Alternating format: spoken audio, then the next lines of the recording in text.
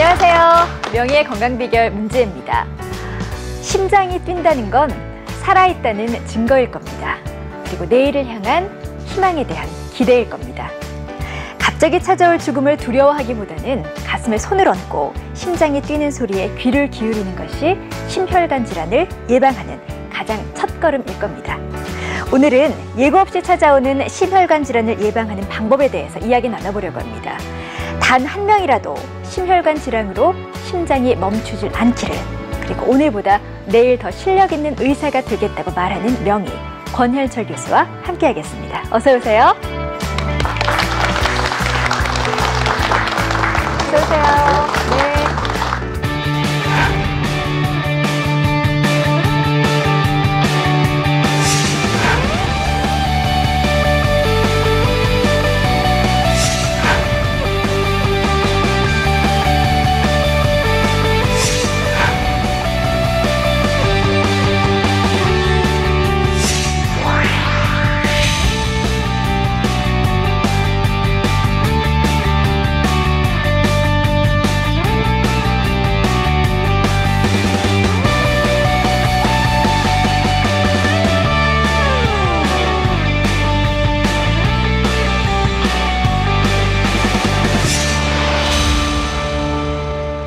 네, 교수님, 오늘 심혈관 질환 마지막 시간입니다.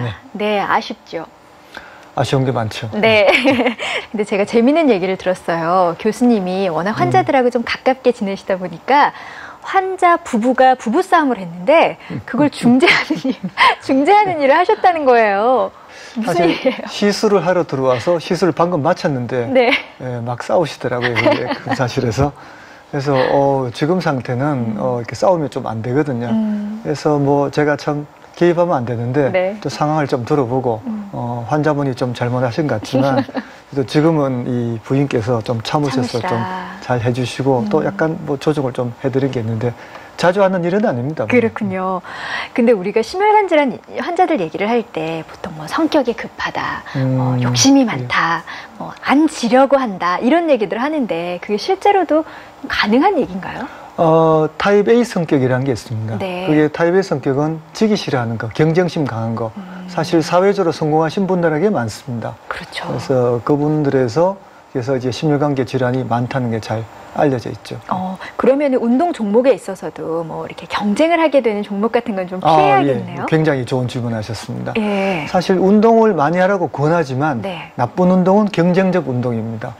그러니까 뭐 등산을 하더라도 경쟁적으로 한다든가 또 축구를 한다든가 네. 내가 지금 가슴이 아프고 힘들어 죽겠는데 이걸 이기기 위해서 끝까지 해야 된다. 네. 그때 사고가 많이 나기 때문에 경쟁하는 운동은 좋지 않습니다. 그렇군요. 알겠습니다. 우리가 그동안 했던 심혈관 질환에 대해서 한번 정리해보고 중요한 것들 다시 한번 짚어보는 시간 가져볼게요. 심혈관 질환에 잘 걸리는 사람들, 고위험군이 있을까요, 교수님? 예. 가장 중요한 4가지를 보통 들자면은 네. 콜레스테롤, 고혈압, 당뇨, 흡연 이렇게 들고 있고요. 그 다음에 4가지를 들자면은 뭐 유전적 요인, 네. 비만, 운동을 잘 안 하는 거, 그다음 아까 말씀드린 성격, 경쟁적 성격, 뭐 그 정도를 들 수가 있겠습니다. 네. 근데 요즘 또 새롭게 고위험군으로 분류되는 부류가 있다고 들었어요. 좀 의외실지 모르겠지만 예. 코골이 또는 더 나아가서 수면무호흡, 수면무호흡이 중요한 심혈관계 위험인자로 떠오르게 되는데요. 네. 코골이는 많이 있을 겁니다. 근데 주변 분들이 코를 많이 골면은 주위에서 잘 보셔가지고 실제로 코를 곤다는 자체보다도 코를 골다가 갑자기 탁 멈추고 멈출 때 이렇게 나가는 거 있죠. 그거는 좀 위험해질 수 있습니다. 그 숨 멈추는 사이에 상당히 뭐 우리 몸에 스트레스 호르몬도 좀 증가하고 혈압도 올라가고 네. 그다음에 그거 잘 못 자게 그렇게 되면 잠을 잘 깨거든요. 잠이 좀 낮아집니다. 잠을 많이 잤는데도 불구하고 다음날 피곤하게 되고 네. 마치 뭐 시차가 안 맞는 것 같은 그런 상태가 되기 때문에 전반적으로 혈압, 맥박 다 올라가고 호르몬 밸런스가 깨지면서 뭐 동맥경화도 진행하고 사망률도 증가한다는 그런 보고가 있습니다. 그러면 코를 막 소리를 내면서 코골이를 하다가 막 하고 멈춘 상태를 그 무호흡증이라고 맞습니다. 보면 무호흡. 되나요? 예, 수면 저희가 무호흡. 화면을 준비해봤어요. 함께 보고 더 얘기 나눠보시죠. 낮 동안은 공기가 지나는 비강이나 편도, 목젖 주위의 근육이 긴장돼 있어 공기 흐름이 원활하다. 그러나 잠이 들면 근육이 이완돼 공기 통로가 좁아지고 주변부에 진동이 일어나면 코골이가 된다. 코골이가 심해 숨길이 막히면 수면 무호흡이 되는 것이다. 근데 이거는 진짜 좀 의외네요. 이게 심혈관 질환이랑 연결이 될 거라고는 생각을 못 했는데 그러면은 코골이나 수면 무호흡증 같은 걸 예방할 수 있는 길도 있을까요? 치료의 가장 중요한 거는 몸무게입니다. 이게 코골이가 일어나는 원인이 네. 뚱뚱한 사람들이 코를 잘 골잖아요. 그죠? 고통을 많이 보는 것 같아요. 밖에가 뚱뚱하듯이 목 안도 뚱뚱합니다. 두 번째는 뭐 중요한 이유가 나이인데 네. 이게 좀 이렇게 살이 늘어지듯이 그거는 뭐 막을 방법은 없겠죠. 나머지는 치료 방법이 많이 있습니다. 그거는 병원을 찾아보시면 되고요. 알겠습니다. 자, 우리가 알고 있는 의학 정보가 과연 진실일까요? 아니면 오해일까요? 제가 심혈관 질환에 대한 질문을 드릴 거예요. 여러분께서 맞다고 생각하시면 O를 들어주시고 아니라고 생각하시면 X를 들어주세요. 자, 심혈관 질환에 대한 오해와 진실입니다. 심혈관 질환자가 발기부전 치료제를 먹으면 안 된다. 하나, 둘, 셋. 보통 다 X를 드신 것 같고 저는 O를 들었거든요. 우리 한번 얘기를 나눠보죠. 왜 O를 드셨어요?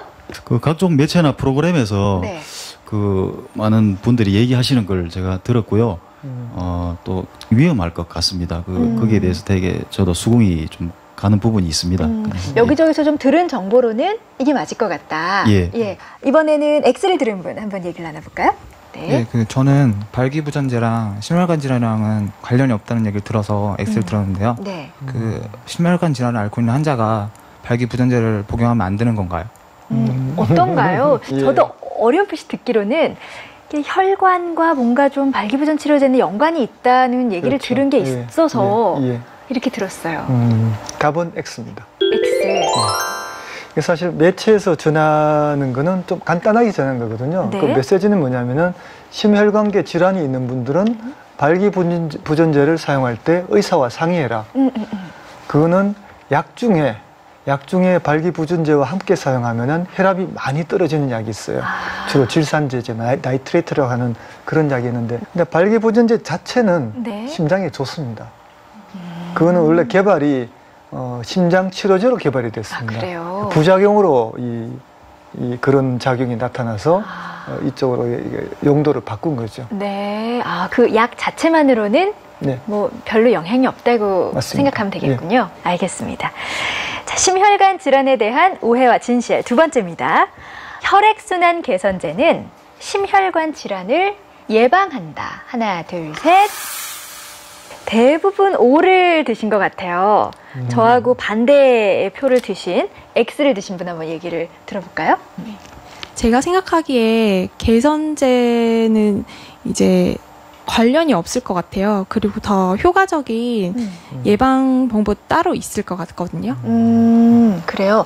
그러면은 이번에는 O를 드신 분 한번 얘기를 들어보죠.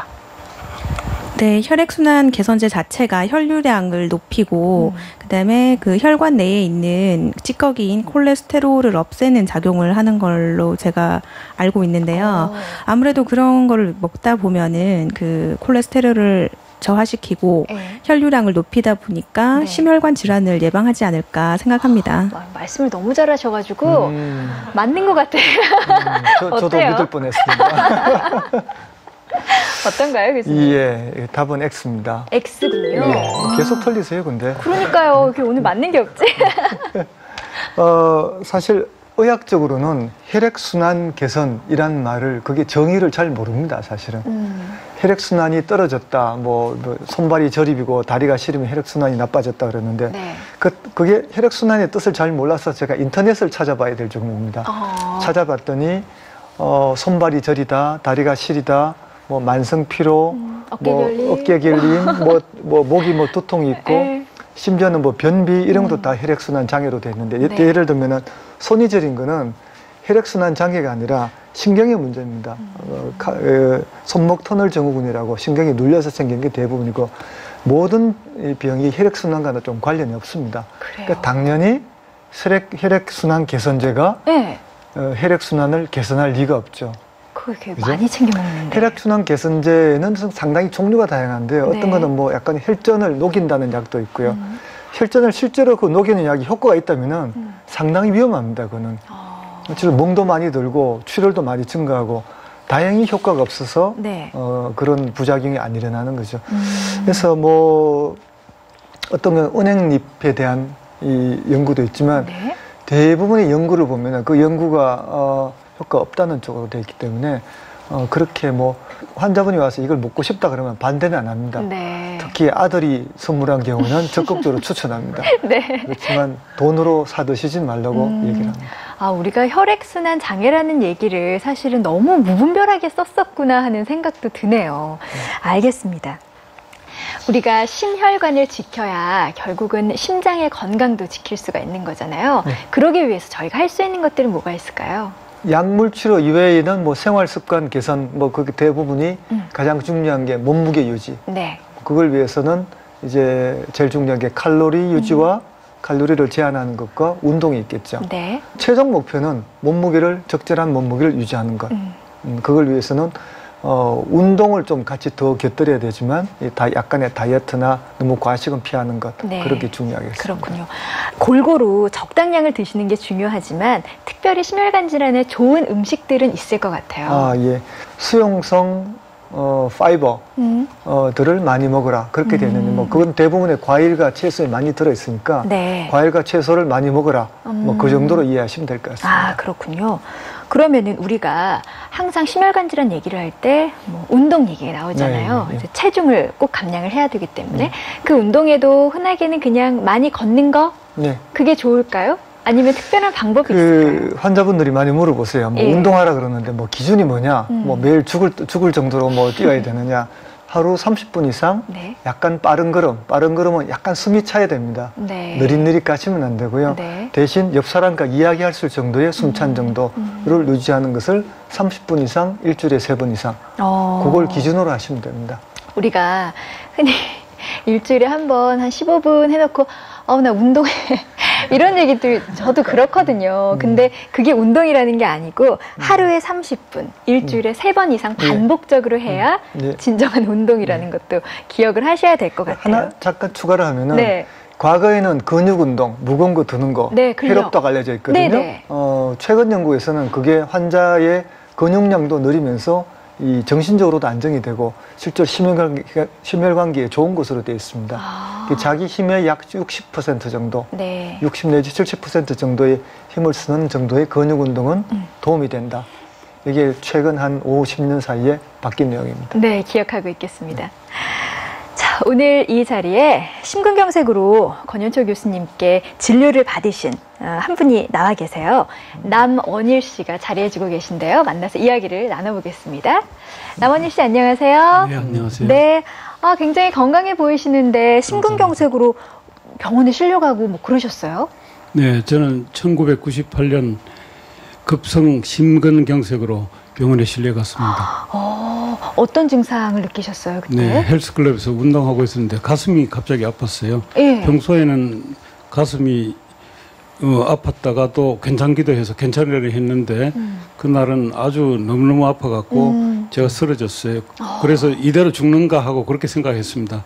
나중에 깨고 보니까 예. 제가 119에 실려와서 와 있다 그러더군요. 그런 줄 알았습니다. 얼마나 놀라셨을까 가족분들도. 그래서 그때 어떤 치료를 받으셨죠? 스텐트 시술을 받고 네. 며칠 후에 퇴원했습니다. 네, 우리가 스텐트 시술이라 그러면 지난번에 이야기를 했던 이 혈관 안으로 네. 그물망을 넣어서 넓히는 그렇죠. 그런 거죠? 혈관이 막혀 있고 네. 오른쪽 혈관이 막히면은 전기가 끊어져요. 맥박이 굉장히 느려지면서 아마 네. 기절하신 것 같고요. 그 막힌 혈관을 이 철사줄로 뚫고 거기다가 다시 안 막히게 철망을 넣어놓는 그런 시술을 했습니다. 네, 지금은 그럼 환자분께서 어떤 상태이신 거예요? 아주 모범적인 환자분이세요. 제가 강조하고 싶은 게 뭐냐면은 예. 심근경색 이전보다 이후가 더 건강해지셨어요. 네, 그 이후에 뭐 몸무게 관리도 하고 몸무게 많이 빼셨죠 그때 그죠? 네. 제가 그동안에 30년 동안 피우던 담배도 끊고 담배도 끊으셨어요? 네, 몸무게도 한 7kg 정도 감량하고 또 네. 규칙적인 생활하고 또 꾸준한 운동 특히 많이 걷고 있습니다. 그리고 선생님 말씀대로 스트레스를 없애고 편히 살려고 노력하고 있습니다. 그러시군요. 너무 좋습니다. 네, 교수님한테 오랜만에 만나셨을 텐데 뭐 묻고 싶은 거, 질문하시고 싶은 거 있으세요? 아무래도 스텐트는 이물질이잖아요. 네. 그래서 혈관 속에 들어갔는데 그게 나중에 나쁜 작용을 하지 않을까. 또 그리고 이 스텐트가 수명이 또 다해갖고 이게 혹시 이 중간에 갈아야 하는지 그런 걸 좀 여쭤보고 싶습니다. 네. 그 스텐트에 대해서 이게 중간에 뭐 한 10년마다 갈아야 되지 않느냐 그런 질문을 종종 받는데 그거는 이제 판막 얘기입니다. 심장에 넣는 조직 판막은 이게 빨리 닳기 때문에 10년마다 갈아주는 주기가 있는데 스텐트는 그런 건 없습니다. 마치 치아에 보철한 거와 마찬가지로 대개는 평생 문제가 없고요. 뭐 몇 년 쓰면은 없어지고 그런 게 아니라 한 1년에 한 2 내지 3% 정도씩 재발이 좀 생깁니다. 재발이 뭐 갑자기 막혀가지고 뭐 위험하고 그런 게 아니라 다시 재발이 되면은 다시 치료를 해야 되는 게 1년에 뭐 2, 3% 정도니까 대부분은 괜찮죠. 네. 예, 대단히 감사합니다. 아유, 건강 찾으셔서 축하드리고 앞으로도 관리 잘해주세요. 대단히 감사합니다. 네, 선생님. 고맙습니다. 권현철 교수가 전하는 심혈관 질환의 허와 실 미니 강의 시간입니다.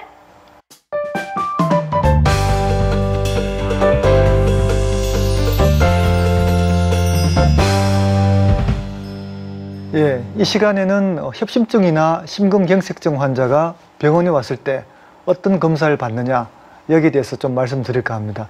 처음에 가슴이 아파서 병원에 가시면은 물론은 뭐 이야기 듣는 것은 이 병력 청취 그 얘기를 들어봅니다. 이 부분이 가장 중요합니다. 실제로는 이야기를 들어보고 이 방향을 잡는 게 중요한데 그건 의사의 경험에 따라서 굉장히 다르기 때문에 아무래도 뭐 검사를 해서 확정 짓는 경우가 많죠. 첫 번째 하는 검사가 심전도입니다. 심전도는 우리 심장이 전기로 움직이기 때문에 그 전기 움직임을 기록을 해서 그거를 이상이 있으면 심장에 이상이 있다. 근데 아주 간단하고 또 뭐 비교적 저렴한 검사이기 때문에 한계점도 좀 많습니다. 심근경색일 경우에는 심전도 이상이 나타납니다. 그렇지만 협심증은 잘 나타나지 않습니다. 심전도에 나타나는 이상들이 반드시 또 병이 있다고 이야기하는 게 아니기 때문에 많은 분들이 뭐 병원 가서 심전도 해봤는데 괜찮더라, 그래 안심이 됐다, 이것도 바람직하지 않고요. 또는 이상이 있다 그래서 이거 큰일 났구나 생각하지 마시고 좀 더 정밀한 검사로 진단되기 전까지는 이상이 있을 수도 있겠다, 그 정도로 이해하시면 되겠습니다. 다음 검사로 가장 많이 하는 것이 또 운동부하 검사입니다. 운동부하 검사는 이 심전도를 뛰면서 검사하는 겁니다. 협심증이라는 것은 혈관이 좁은데 뛸 때, 빨리 걸을 때 그때 심장 부담이 많이 되기 때문에 심장이 산소를 많이 요구하거든요. 그래서 공급이 딸리는 거죠. 요구는 많이 하는데 혈관이 좁아서 공급이 딸리니까 그 운동을 할 때 심전도가 변화되는 거, 그렇게 된다면은 이 심장에 이상이 있다, 그렇게 판단할 수가 있거든요. 제가 운동부하 검사를 굉장히 많이 사용하는데 일단 저렴하기도 하고 두 번째는 이 환자분을 전체로 볼 수 있어서 그렇습니다. 이 검사에서 이상이 있다 그래서 환자분이 뭐 예를 들면 10분 이상 굉장히 잘 뛰었다, 그럼 절대로 죽지 않습니다. 그 다음에 이상이 없다고 해도 환자가 잘 못 걸어서 그럴 수도 있고 또 뭐 하는 도중에 혈압이 떨어졌다든가 여러 가지를 평가해서 종합적으로 판단하기 때문에 물론 경험이 많이 필요한 그런 검사입니다. 저렴한 검사일수록 의사의 경험이 많이 필요합니다. 다음 검사가 이제 심장 초음파 검사인데요. 이거는 뭐 비교적 비용이 좀 많이 나가죠. 그리고 심장의 구조와 초음파를 이용해서 심장의 구조와 또 혈류 움직임 뭐 그런 것들 다 알 수 있는데 이것도 주로는 이제 심근경색에 사용되는 검사입니다. 심근경색이 있으면은 심장의 한 부분이 잘 안 움직이고 안 움직인 부분이 있으면은 그 부분에 문제가 있다, 그렇게 생각을 하는데 다시 말하지만 협심증은 심장 초음파 검사에 이상이 없습니다. 그래서 환자분들이 나름 정밀 검사를 했는데 이상이 없다, 그래서 괜찮다고 이제 생각하시거나 그때는 괜찮다고 그러는데 지금 왜 이래요 뭐 이렇게 얘기하는 경우가 있는데 이 심장 초음파나 심전도는 심근경색 또 아주 중한 협심증에 사용하는 검사지 일반적인 협심증에는 진단이 잘 안 된다는 거, 그렇게 이해하시면 불안이 좀 감소할 수 있을 것 같습니다. 다음으로 건강검진에서 많이 듣는 얘기가 관상동맥 석회화입니다. 요새 건강검진 많이 하시잖아요. 그죠? 건강검진 하시면은 요새 CT가 많이 발달되어 있기 때문에 가셔서 이 CT를 하고 난 다음에 관상동맥에 석회가 있다. 여기 뭐 확대된 곳을 보면 하얀 점이 있죠. 그 하얀 점이 바로 석회화입니다. 석회화는 혈관의 노화 현상입니다. 뭐 동맥경화 때문에 생기죠. 물론 동맥경화가 있고 오랜 세월 지나면은 그 부분에 칼슘이 이제 앉게 돼서 석회화가 진행되는데 그거는 수도관으로 말하면은 녹이 슬었다는 뜻입니다. 녹이 안 쓴 파이프보단 나쁘지만 그래도 녹슬었다고 난리칠 필요는 없습니다.